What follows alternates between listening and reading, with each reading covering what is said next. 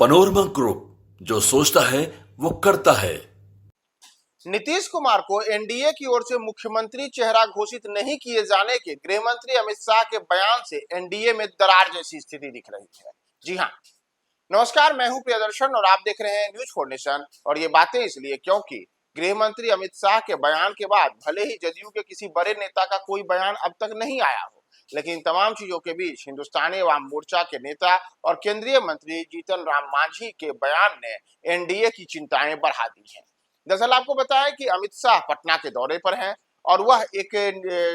Channel के निजी कार्यक्रम में गए थे। तब उनसे पूछा गया था कि क्या नीतीश कुमार ही अगले मुख्यमंत्री होंगे, तो उन्होंने स्पष्ट रूप से कहा था कि नीतीश कुमार मुख्यमंत्री होंगे, भला ऐसी क्षमता मुझ में थोड़े है कि मैं उन्हें मुख्यमंत्री बना दूं, बल्कि मुख्यमंत्री कौन होगा यह तो विधायक दल की बैठक में तय होगा। यानी कि जब 14 नवंबर को चुनाव परिणाम आएगा तो किस दल की एनडीए में कितनी संख्या रहती है, उस आधार पर विधायक दल की बैठक होगी और तब तय होगा कि नीतीश मुख्यमंत्री होंगे या नहीं होंगे। तो गृह मंत्री अमित शाह ने जो यह बयान दिया है, उनका यह बयान जीतन राम मांझी को नागवार गुजरा है और जीतन राम मांझी नीतीश कुमार के समर्थन में उतर गए हैं और उन्होंने गृह मंत्री अमित शाह सहित भारतीय जनता पार्टी को बड़ा सुझाव दे डाला है।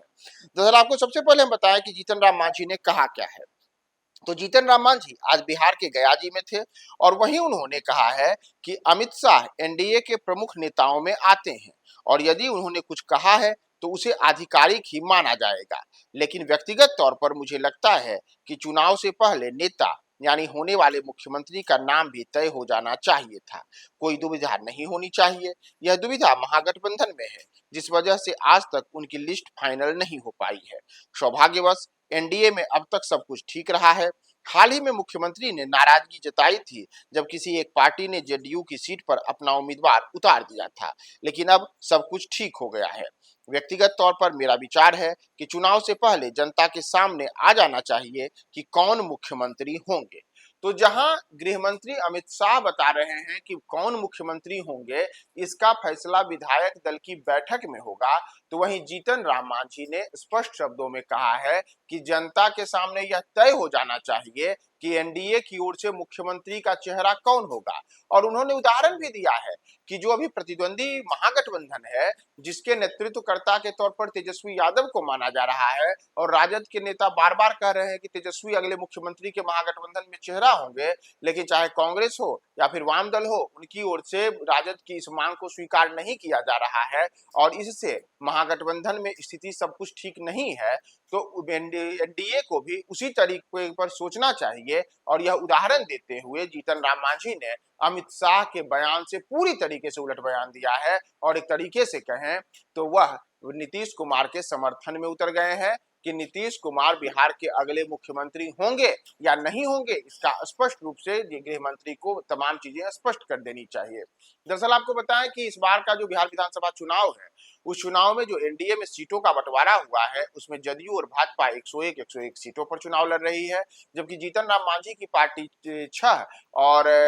उपेंद्र कुशवाहा की पार्टी को भी 6 सीटें दी गई हैं। इसके अतिरिक्त लोजपा रामविलास यानी कि चिराग पासवान की पार्टी को 29 सीटें मिली हैं। जब जीतन राम मांझी की पार्टी को 6 सीटें मिली थी तो उस समय से भी यह चर्चा थी कि जीतन राम मांझी इस फार्मूले से खुश नहीं है। हालांकि उन्होंने कई मौके पर कहा कि जी नहीं, जो भी मिला है हम सब कुछ खुश हैं। लेकिन अगर आप याद करें तो जब पिछली मर्तबा यानी कि वर्ष 2020 में विधानसभा के चुनाव हुए थे, तब उस चुनाव में मांझी की पार्टी को 7 सीटें एनडीए में मिली थी, लेकिन इस बार उनका कद घट गया और सीटें 6 रह गई। तो इस कारण से भी जीतन राम मांझी की नाराजगी बताई जा रही है और इन तमाम चीजों के बीच अब जबकि गृह मंत्री ने नीतीश कुमार को लेकर के यह कह दिया है कि उनके मुख्यमंत्री बनने का फैसला क्या होगा यह विधायक दल की बैठक में तय होगा, तो अब इस पर जीतन राम मांझी ने स्पष्ट रूप से कहा है कि गृह मंत्री का यह बयान कहीं से उचित नहीं है और तमाम चीजें स्पष्ट होनी चाहिए कि सीएम का चेहरा कौन होगा। तो एनडीए के भीतर बयानों के इस सिलसिले से अब एनडीए में आगे की स्थिति क्या होगी और पहले से ही नीतीश कुमार को जो नाराजगी बताया जा रहा था वो किस दिशा में जाएंगे,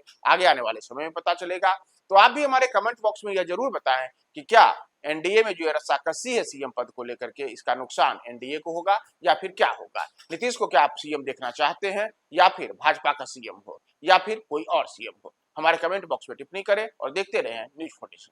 सूरज की पहली किरण के साथ जाग उठा बिहार, हर मत बने नई उम्मीद, हर कदम जिम्मेदारी। न्यूज फॉर नेशन की अपील, 6 और 11 नवंबर को घर से निकलें, वोट करें और अपने भाग्य विधाता खुद बने।